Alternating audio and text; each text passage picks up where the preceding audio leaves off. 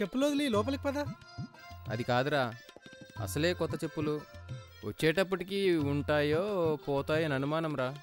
ఆపరా, ఎన్నోసార్లు బాబా దర్శనానికి వచ్చాం, ఏ రోజు నా చెప్పులు పోలేదు. బాబాని నమ్మితే చెప్పులేంట్రా, మన జీవితాన్నే కాపాడతాడు. ఇక నీ చెప్పులో కూడా వాపు పదా. ఒరేయ్, ఓ పని చేద్దాం, దర్శనానికి నువ్వు వెళ్ళు, నువ్వు వచ్చేదాకా మన చెప్పులకు నేను కాపలా కాస్తాను. నువ్వు వచ్చిన తర్వాత నేను వెళ్తా, నువ్వు చెప్పులు చూసుకో, సరిపోతుంది.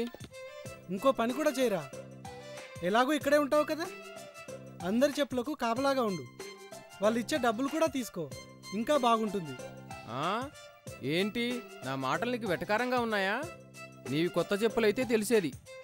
ఇక చాలే గాని, బాబా ఉన్నాడు, నీ చెప్పులకేం కావు గాని పద. అంటే చెప్పులకు కూడా బాబా కాపలా కాస్తాడా? అవసరమైతే అన్నీ చేస్తాడు గాని పద ఇక.